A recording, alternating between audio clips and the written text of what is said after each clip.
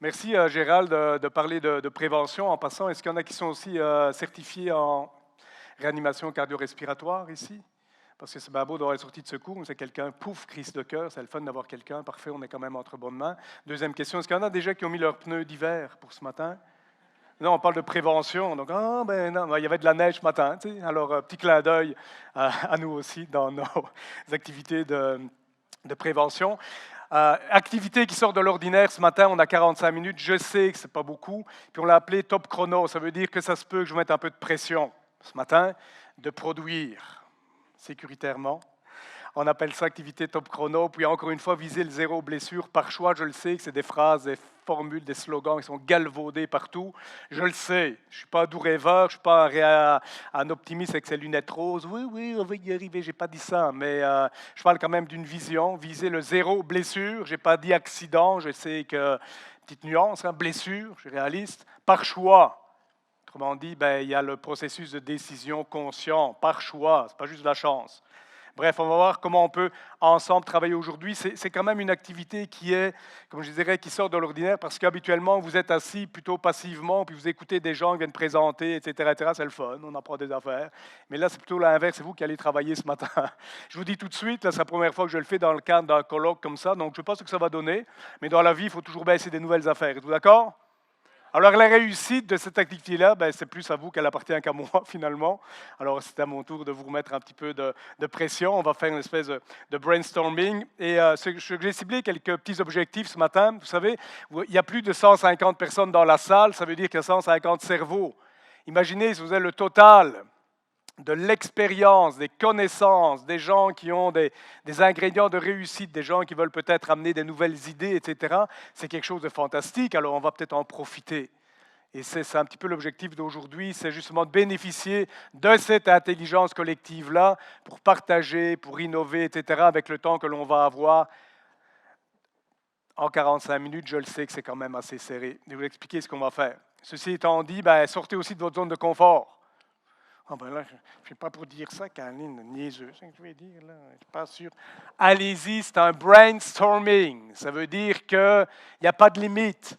Ce n'est pas grave. Souvent, les meilleures solutions viennent justement des gens qui ont pensé aussi out of the box. Alors, s'il vous plaît, lâchez-vous loose, comme on dit, dans ce sens-là. Parlant d'ingrédients de succès, permettez-moi de mettre la table rapidement, en sens propre et figuré. Rapidement, quelques petits points importants avant de commencer. Premier point. Question, mais qui ne tue pas. On parle de vision, zéro blessure par choix. Première question que je vous pose. Croyez-vous que c'est possible d'y arriver à la vision, à la mission zéro blessure? Qui pense qu'on peut arriver ultimement en milieu de travail, arriver à zéro blessure? Merci, une minorité au moins. Merci pour votre transparence, votre honnêteté, parce que vous n'êtes pas différent des gens que je rencontre dans les entreprises. Par contre, c'est un peu préoccupant, vous êtes tous quand même en santé, sécurité. Tel fun, on va pouvoir quand même travailler là-dessus. En fait, c'est un petit clin d'œil. Vous savez, on se comprend que les croyances dans notre vie, c'est quand même ce qui ultimement va orienter nos comportements. Êtes-vous d'accord avec ça? Parfait. Alors, il y a une minorité qui croit que c'est possible. Je n'ai pas dit que c'était facile en passant. Moi, je parle plus de croyances. OK? Est-ce qu'il y en a, par contre, ici, qui jouent de temps en temps 6,49, l'Automax ou autre jeu de loterie? Qui joue? Ce n'est pas un péché, là, il n'y a pas de l'addiction. Pas pour lever mon bras, non. En passant, pour ceux qui jouent, qui l'ont dit, pour ceux qui jouent, qui ne l'ont pas dit, quand on joue, c'est quoi la probabilité de gagner au 6,49 ou au Lotomax? Une chance sur 14 millions. Alors, il y en a qui vont jouer régulièrement, qui vont dépenser de l'argent pour jouer au Lotomax en pensant ultimement, en croyant ultimement qu'ils vont gagner. Right? Sinon, on ne jouerait pas. Êtes-vous d'accord? Quelle est la probabilité? On a dit 1 sur 14 millions. On se comprend que la probabilité de gagner au Lotomax est quand même plus petite que d'arriver à zéro blessure. Êtes-vous d'accord? Première leçon à retenir d'aujourd'hui. Dans la vie, nous, on croit ce qui fait notre affaire. C'est vrai. Et habituellement, tout ce qui va se passer dans notre environnement, dans notre contexte, on va capter et percevoir en fonction de nos croyances. Alors si, à un moment donné, sur le terrain, on vous dit en santé et sécurité, on n'arrête pas d'en parler, c'est bien it's too much, ou bien moi, il ne m'est jamais arrivé, pourquoi il m'arriverait quelque chose? Peu importe, toutes sortes de croyances, bien, automatiquement, tout ce qui se passe dans l'environnement va être filtré en fonction de cette croyance-là. Maintenant, par rapport aux croyances, on pourra en parler longtemps, On n'a pas beaucoup de temps ce matin. Par rapport aux croyances, il y a une bonne nouvelle puis une moins bonne nouvelle. On va commencer par la bonne, êtes-vous d'accord? Est-ce qu'il y en a qui, à un moment donné, ont déjà entendu parler du concept de neuroplasticité? Quelques-uns. Neuroplasticité, on a découvert que le cerveau, un peu comme notre corps, si on l'entraîne, il s'adapte. C'est le fun, il y a des dizaines de milliards de neurones dans le cerveau, ça veut dire qu'on peut, jusqu'à sa mort, reconnecter des affaires si on veut. Alors pour ceux qui sont peut-être plus concrets ou peut-être plus symptomatiques, qui ont besoin de preuves, est-ce qu'il y en a ici qui l'ont vécu ou qui connaissent des gens qui ont vécu à un moment donné quelqu'un qui a une épicondylite, tendinite, épitrocléite, problème en hit, au niveau d'un bras par exemple, ou d'une épaule? Parfait, ça veut dire que si vous êtes à un moment donné, vous avez votre bras dominant, je suis droitier, j'ai une tendinite ou quoi, je suis immobilisé, ou j'ai un bras cassé, je suis immobilisé pendant une couple de semaines. Si je veux, la volonté est importante. Si je veux, je vais commencer à travailler plus avec mon bras gauche moins dominant. Êtes-vous d'accord? Si on passe à un scan du cerveau, 1 mois, 2 mois, 3 mois après mon immobilisation, êtes-vous d'accord qu'on va devenir un peu plus habile du bras gauche? Alors si je passe à un scan de l'hémisphère droit de mon cerveau, on va voir la zone motrice qui est plus activée. On a créé des nouvelles connexions. C'est fantastique, non? Si c'est bon pour un bras, c'est bon pour une croyance. Alors ça, c'est la bonne nouvelle. Parfois, on rencontre des gens, on dit, ben moi, je suis de même, puis tout était de même, mon père était de même, ma grand-mère était de même, puis nous, on est de même dans la famille. Moi, ça fait 25 ans que je travaille, je n'ai rien arrivé, donc pourquoi il m'arriverait quelque chose? Moi, je connais ma job, je suis expérimenté, je connais les risques et dangers, etc., etc., etc., etc. Parfois, on a des croyances qui sont très, très, très, très, très, très fortes. Donc, la bonne nouvelle, c'est qu'on peut les changer. Je n'ai pas dit que c'est facile, mais neurologiquement parlant, je peux reconnecter mon cerveau et donc changer mes croyances. C'est une bonne nouvelle? Alors, dites-le dans les milieux de travail. Prenez l'exemple que j'ai repris, là. Allez-y, amusez-vous, mais c'est ça la bonne nouvelle. Même quelqu'un qui a une année de la retraite, peu importe. La moins bonne nouvelle, en passant, c'est que ce n'est pas suffisant, malheureusement. Je peux changer ma croyance. Qui ici croit que c'est important de protéger l'environnement? Il y en a encore qui ne le croient pas? Eh bien, réveillez-vous. Qui croit que c'est important de diminuer notre empreinte carbone? Qui, dans les 3 dernières semaines, a dit ben, « moi, je prends mon vélo au lieu de la voiture » C'est vrai. Ou je décide de recycler telle affaire, ou je fais un petit geste pour l'environnement, pas tout le monde. Voyez-vous la différence? Même si on croit, on est convaincu que oui, c'est important de protéger l'environnement, c'est quoi qu'on fait?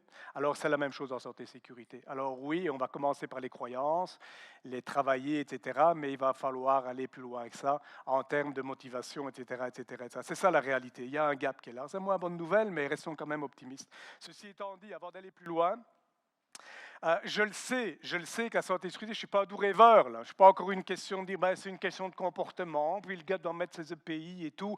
Je le sais qu'à santé et sécurité, c'est de la gestion de risque. Là.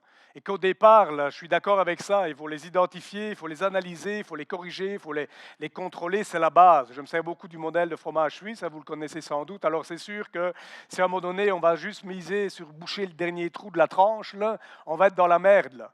Alors, on se comprend là-dessus, mais quand je parle à un moment donné de développer peut-être la valeur, changer certaines croyances en termes de santé et sécurité, ça s'adresse aussi à la haute direction, ça s'adresse aussi à l'engineering, ça va aussi bien de l'avant-projet que de la personne qui est en train d'exécuter.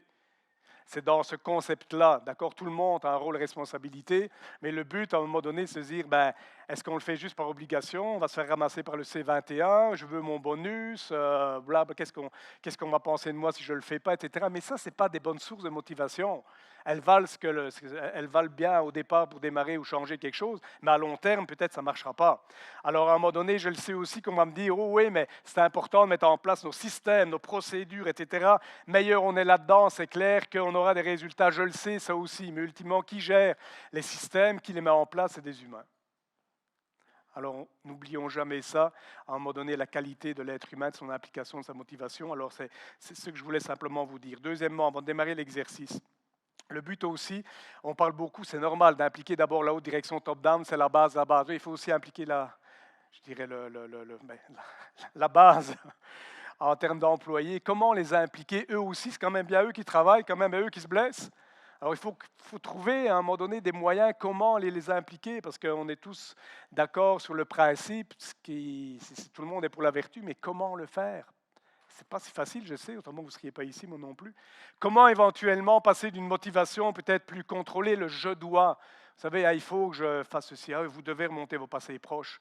Ah, il faut animer une rencontre d'équipe. Ah non, il faut que tu remplisses tel rapport. Ah non, il faut que tu fasses preuve d'autorité parce que là, ces 21 va te ramasser. Il faut que tu ailles même, il faut que je dois, il faut, versus, dans le fond, ça me tente et je le veux. Ça, c'est un bon défi. Je pense qu'il y a moyen d'y arriver. Je n'ai pas dit que c'était facile. Alors, une phrase que je vous invite à retenir, à vous inspirer pour faire l'exercice que je vais vous proposer, c'est se dire, et c'est lire, au lieu de nous demander comment motiver les gens, pas facile de motiver une personne, jusqu'à un certain point, oui, mais au lieu de vouloir continuellement la motiver, moi je vous invite à réfléchir comment créer des conditions, les conditions dans lesquelles les gens peuvent se motiver eux-mêmes. Vous avez ici tout le monde a un talent, êtes-vous d'accord? Tout le monde, en tout cas j'espère. Le talent, c'est ce que je sais le mieux faire et que j'aime le mieux faire, l'aspect intérêt. Habituellement, quand on vit notre talent, là, on n'a pas besoin de regarder l'heure, puis on oublierait parfois de manger, on est dedans, c'est le fun. Êtes-vous d'accord? C'est une espèce de motivation intrinsèque. Pourquoi? Parce qu'il y a des conditions là-dedans qui ont été réunies pour que vous puissiez vivre ce talent-là. Mais moi, je suis convaincu que ces conditions-là, que ce soit de l'autonomie ou autre. Je travaille beaucoup avec tout ce qui est théorie de l'autodétermination, motivation autonome. Je suis convaincu, je n'ai pas dit que c'est facile, qu'on peut tranquillement s'organiser pour que les gens non seulement aient du fun à travers leur talent, mais aussi se motivent eux-mêmes via la santé et sécurité, tranquillement en intégrant la valeur santé et sécurité, pas par obligation, mais par conviction. Alors je vous invite simplement à réfléchir à ce contexte-là dans l'exercice qu'on va faire. Alors avant de démarrer l'exercice, est-ce que la plupart des gens ici à la table sont avec des gens qu'ils ne connaissaient pas avant ce matin? Quand même une grosse majorité. Parfait. Alors pour gagner du temps, moi je vous propose, on n'aura pas besoin de changer de table, on va être efficace. Comme vous ne connaissez pas nécessairement tout le monde au départ, vous allez pouvoir travailler ensemble, d'accord? Donc on ne changera pas de table. Je vous propose en 15 minutes, c'est pas long, 15 minutes de brainstorming collectif. Alors, quels seraient les ingrédients de succès pour faire en sorte que les gens, tranquillement, à chaque niveau de gestion, se motivent eux-mêmes?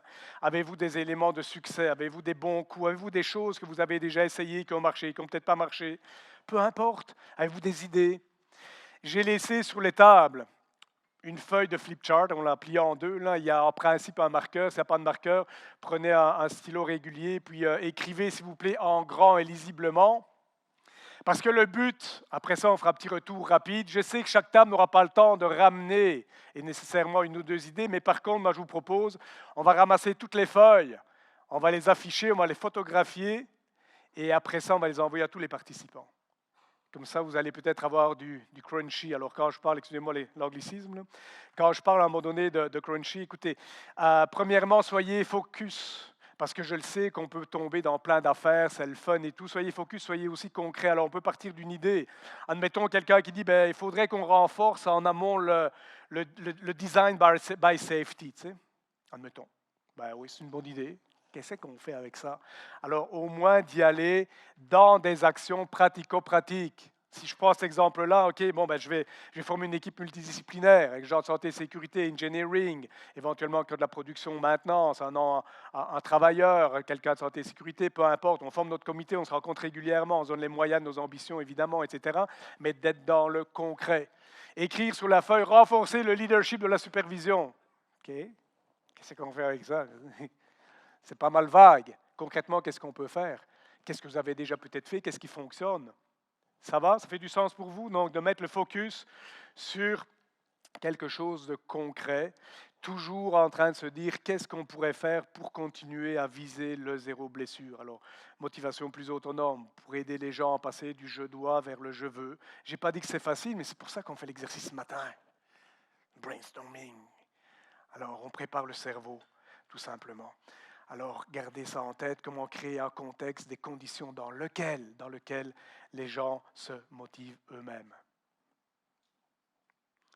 Est-ce que ça va? Est-ce que c'est beaucoup demandé?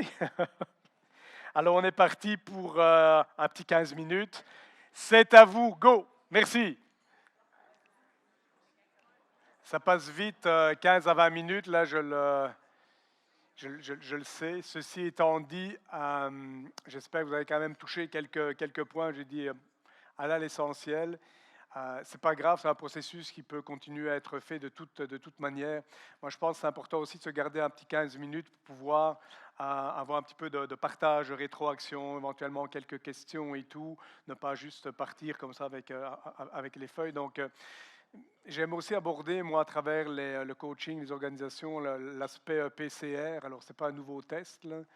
Euh, mais P pour passion, C pour courage, C pour rigueur, PCR, c'est quand même trois mots importants et souvent plus difficiles à mettre en application. Ceci étant dit, puisqu'on parle de C comme courage, ça peut toujours prendre un peu de courage pour qu'il y ait une première personne à travers une table qui dit ben, moi, je vais être le porte-parole ou la porte-parole de la table. Et je vais partager avec vous un ou deux points qui nous semblent très importants au bénéfice de tout le monde. Alors, on va voir quelle est la table ou la personne qui a priori le plus de courage ce matin pour se lancer et briser la glace. Alors, qui veut commencer quelle table en partageant peut-être un ou deux points importants que, en termes d'impact éventuellement alignés sur l'aspect vision, zéro blessure, l'aspect motivation, l'aspect ingrédient de succès. Alors, qui veut briser la glace? Chantal, je le savais. On a ciblé implication des employés dans l'identification des problématiques, mais aussi des solutions, que ce soit des kaizen, des ateliers, des audits. Fait que quand on implique les gens, après ça, tu deviens plus concerné. Fait que ça faisait partie d'un de nos points. Implication des employés, OK. Après ça, ben, il faut que les bottines suivent les babines. Fait que ce qu'on a décidé en équipe, ben, il faut quand même se commettre de réaliser des points. Là. On a pris la peine d'impliquer nos employés. Ben, après, qu'est-ce qu'on fait? Fait que faut faire arriver les choses. Parfait, merci Chantal. En passant au walk the talk, là, au-delà de la phrase et de l'expression, vous savez, parfois je me promène dans des organisations, puis même des gestionnaires vont dire ah, mais en santé et sécurité ici, vous le savez, c'est une priorité. Premièrement, priorité, enlevez ça là, de la liste. Là.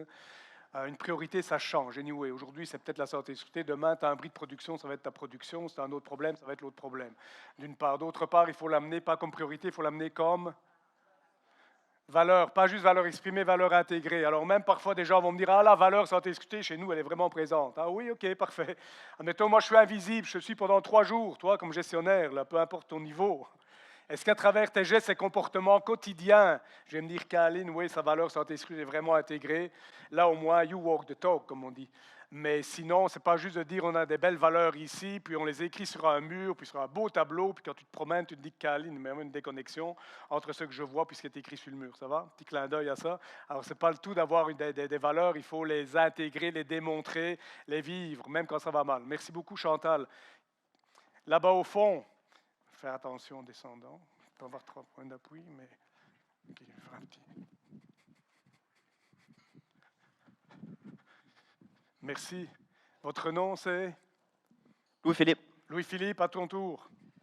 Ben moi, le premier point qu'on a soulevé, c'est d'y aller en espèce d'atelier de co-idéation. Je vais expliquer brièvement c'est quoi de la co-idéation. C'est que tu prends des gens de tous les départements, que ce soit de la haute direction, de l'équipe d'ingénierie, de l'équipe SST, et tes gens, puis tu fais une espèce de plan 12 mois avec tes enjeux, puis tu prends les idées de tout le monde, puis après ça, tu vois comment c'est applicable, puis tu dresses un plan clair et précis. Fait on parlait d'implication de ses employés. Bien, l'implication des employés, ça peut passer par un atelier de co-idéation.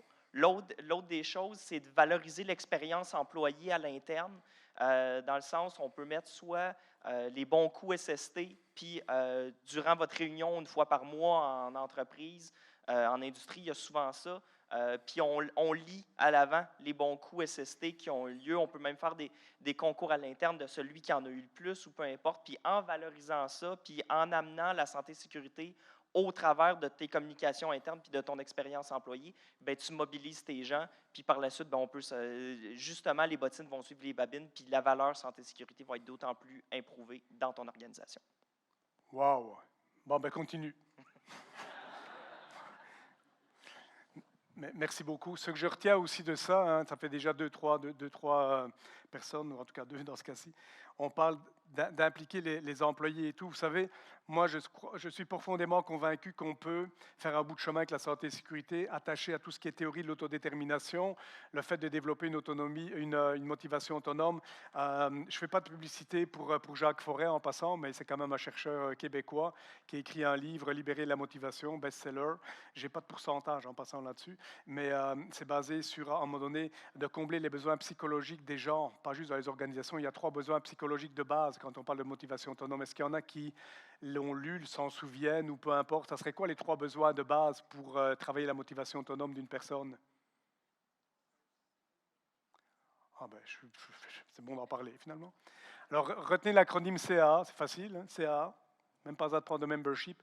C pour compétence. Autrement dit, dans mon travail, quand j'ai le sentiment que je me sens compétent, quand on fait appel à mes compétences, quand je peux renforcer mes compétences. Alors, imaginez tout ce qui est aspect formation, en passant. Important. Nourrissez les compétences. Petit clin d'œil, je vois des gestionnaires, on leur demande de faire de la santé et sécurité, de driver une équipe, de les mobiliser. Ils ont eu des cours ou bien ils ont un bon background technique et tout. Ils ont peut-être eu 1 ou 2 journées de formation rapide, un atelier sur le leadership. Après ça, qu'est-ce qu'on fait avec ça? Puis on espère qu'ils vont les mobiliser des équipes. Il n'y en a pas encore tout à fait les compétences au départ. Donc le sentiment de compétence, important. Deuxième CA, donc A pour autonomie. Le sentiment d'autonomie, qu'on n'est pas toujours sur mon dos, que ce n'est pas une question juste d'équipe autonome, c'est pas ça, c'est à un moment donné quand on parle d'impliquer le monde, quand on demande à des gens d'amener leurs idées, quand on fait confiance à une équipe, qu'on a un a priori positif plutôt qu'un négatif par rapport à la santé et sécurité, c'est sûr, c'est un ingrédient important. Alors le but, c'est de se dire si c'est bon dans les besoins psychologiques de base en termes de mobilisation, de motivation, je pense qu'on peut viser aussi via l'angle de la santé et sécurité. Je n'ai pas dit que c'est facile, mais c'est un des objectifs aujourd'hui de générer des idées par rapport à ça. Et garder ça en tête, moi je vise, pas juste moi, mais la motivation pour le long terme. Parce que oui, je peux remettre de la surveillance sur le plancher, oui, dans certains cas il faut. Je peux rendre les gens encore plus imputables. Je peux gérer avec le disciplinaire, et je n'ai pas dit que le disciplinaire n'en fallait plus, on se comprend. Mais je peux augmenter mon aspect coercition. Alors oui, à un moment donné, là, à court terme, j'aurai un impact, c'est sûr, à court terme, mais pas à long terme. Pas à long terme. Donc, et le CA, le deuxième A pour affiliation, appartenance. Alors, quand vous dites à un moment donné, on partage nos bons coups, on fait de la reconnaissance, on fait du renforcement, ce n'est pas des grands programmes, mais c'est de voir aussi la contribution d'une certaine manière d'une personne dans l'équipe qui a changé une habitude, qui a aidé, qui a influencé, de la vigilance réciproque, peu importe. Mais quand je travaille ce levier-là aussi de l'esprit d'appartenance, d'affiliation à une équipe, j'ai un 3e levier quand même important. Donc, merci pour avoir partagé ça, puis j'en profite de faire du pouce un petit peu sur ce qui est dit. Une autre personne, il nous reste, on m'a dit qu'on pouvait prendre encore 10 minutes, alors une autre personne. Quand même. Donc, nous autres, on a plus parlé un peu sur comment apporter des personnes à prendre des habitudes. Fait que, comme par exemple, nous autres, on croit que pour arriver à ça, il faut arriver à que les personnes croient et aient des connaissances pour avoir l'intention de faire la santé sécurité, ensuite prendre l'adhésion. Mais aussi, là ce que le problème vraiment arrive, c'est plutôt dans la préserver. Fait que faire des suivis, faire des comités, faire continuer avec le travail en équipe entre les employés, entre l'employeur. Ensuite, continuer avec des reconnaissances pour apporter avec un renforcement des comportements positifs. OK, parfait. Merci beaucoup. Merci beaucoup. Nous, faire suite un peu à monsieur à l'autre bout là-bas, au niveau des comités santé-sécurité, on a trouvé aussi l'idée de peut-être joindre des gens qui ne sont pas membres du comité santé-sécurité à l'occasion. On sait, on a toujours des réfractaires, ce qui fait qu'on l'invite à l'occasion à se joindre au comité avec nous. Il voit ce qui se passe, donc il est conscient de ce qu'on discute. Et aussi, des fois, il va amener sa façon de penser lors du comité. Et lorsqu'il revient sur le plancher, il a participé. Le mois d'après, on en reprend un nouveau. Tranquillement, on fait vivre un peu la santé-sécurité à travers tout le monde. On garde notre noyau de gens qui veulent s'impliquer. Et par la suite, ce qu'on fait, ces gens-là, ils vont peut-être avoir le goût de plus s'impliquer. Puis faire suite un peu aussi, des fois, libérer des employés qui sont du plancher pour faire des projets en santé-sécurité. Ça met de l'implication. Les autres employés aussi voient comme quoi que l'employeur génère quand même un employé qui ne fait pas son travail pour faire de la santé-sécurité, ça montre de l'importance et je crois que des fois, les projets peuvent être intéressants et les autres employés ne font qu'apprécier le fait qu'au moins on parle de santé-sécurité. Parfait, merci beaucoup. Alors, nous, dans notre équipe, on a parlé d'un programme, un processus que moi j'ai vu un peu partout, là, dans mon expérience. Une entreprise qui a adopté le 5S, puis qui est capable de le faire vivre, puis de le faire suivre, ça a un très gros impact sur la santé et sécurité. Donc, une entreprise qui est propre, ces choses sont ordonnées, c'est standardisé. Donc, puis qu'on est capable de vraiment de faire le suivi, ça fait beaucoup de différence. Quand on en arrive dans une entreprise que le 5S est établi, on dirait qu'on le sent en arrivant qu'il y a de la rigueur. Puis après ça, on doit se dire, la santé et sécurité, ça doit sûrement être bon.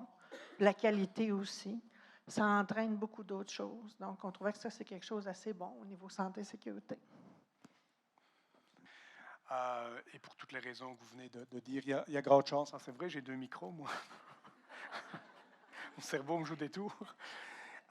Mais il y a grande chance que c'est la personne ou les gens, en s'influençant en équipe, font en sorte qu'on garde la tenue des lieux.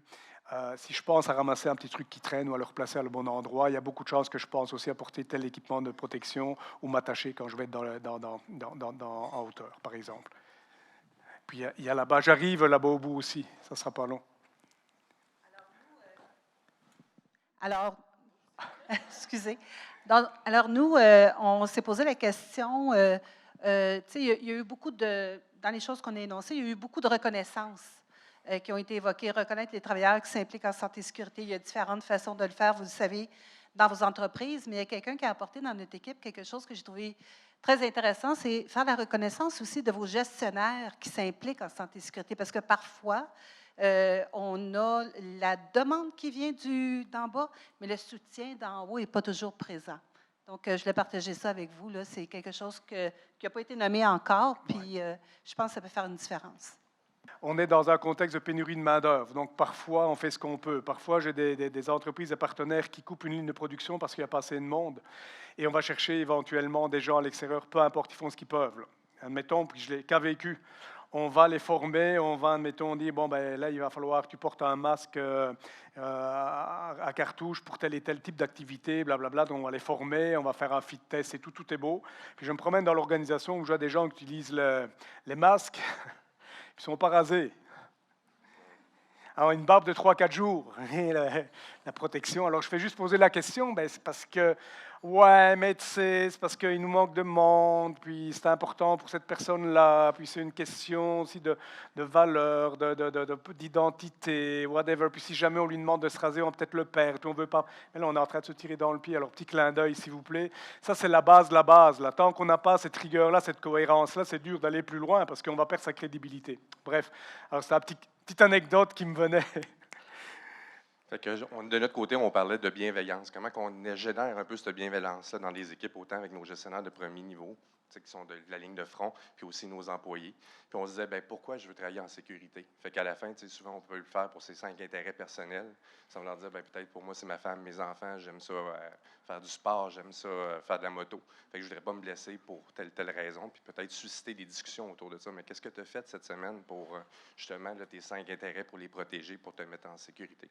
Fait que c'était vraiment le point de transférer un peu, dire de je veux, le je dois au je veux. Oui, oui. Merci beaucoup. Là-dedans, je perçois aussi l'importance d'avoir non seulement... Oui, j'ai déjà mon micro, merci. Je suis juste ici. Ouais. Okay. Donc, je voilà. pensais que je parlais tout seul. La voix du loft. Là.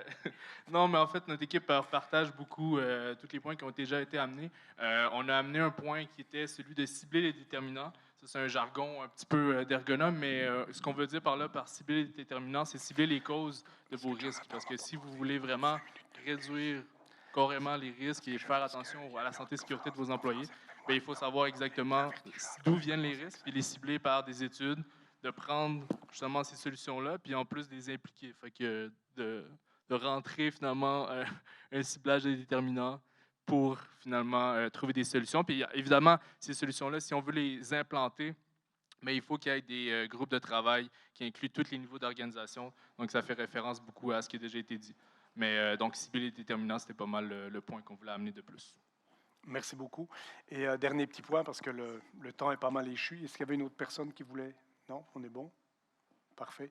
Donc, ne sous-estimez pas l'influence aussi dans les équipes, parce que on peut avoir une personne qui, tout feu, tout flamme, arrive avec une bonne formation, des bonnes intentions, les bonnes techniques, les bonnes procédures et tout, puis arrive dans une équipe où éventuellement les habitudes sont un peu différentes. Donc, à un moment donné, en termes de motivation, ça serait une motivation extrinsèque qui vient des autres, mais elle peut se faire influencer, et dans un sens et dans l'autre en passant.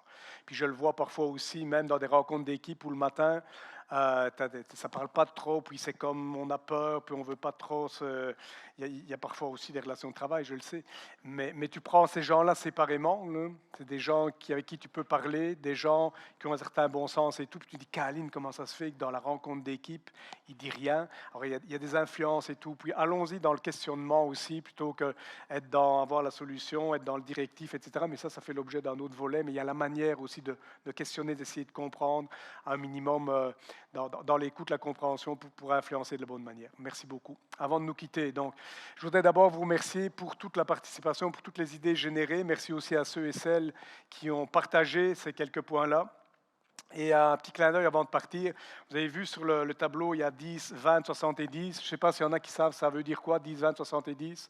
Ce n'est pas un Pareto coupé en 2 ou en 3. En fait, on peut avoir les meilleures formations, la meilleure conférence avec l'impact que vous voulez. Par rapport au changement de comportement, ça va être 10% d'impact. C'est vraiment pas beaucoup. Alors peut-être je me tire dans le pied en disant ça, on ne donnera plus de conférence. C'est pas grave, je vous le dis, 10%, c'est pas beaucoup. 20%, c'est le fait d'en discuter, c'est un peu du co-développement. C'est des gestionnaires qui, entre eux, vont discuter, on va essayer des affaires et tout, mais on en parle, on renouvelle ça dans le cerveau. Il y a un autre 20%, mais au total, ça fait juste 30%. Le 70%, à votre avis, où est-ce qu'il se passe?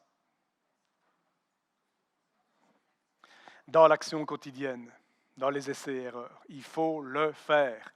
Alors, ce n'est pas parce qu'on a formé nos gens, qu'on vient d'une formation, que tout va... Non, c'est dans l'apprentissage quotidien. Alors, l'aspect coaching est quand même important par rapport à ça. Et avant de céder la parole à Gérald, vous n'avez pas à d'y répondre maintenant, je vous invite au long de la journée, mais en tout cas, je repars avec quoi aujourd'hui? Qu'est-ce que j'ai peut-être été chercher? Qu'est-ce qui pourrait peut-être m'allumer? C'est quand même important parce que c'est, à un moment donné, quelque chose qui pourra servir aussi à vous, à l'interne et à vos équipes. On ramassera les feuilles de papier plus tard, on va toutes les mettre l'une à côté des autres, on va prendre les photos et puis, comme je disais, on va les envoyer, comme ça au moins, peut-être on va garder des actions, des possibilités, des ingrédients du succès de manière écrite. Donc, un gros merci, au plaisir de vous recroiser, de jaser avec vous pendant la journée et merci d'avoir pris cette énergie-là ce matin pour le partage de votre intelligence collective. Merci à bonne toi, journée. Alain.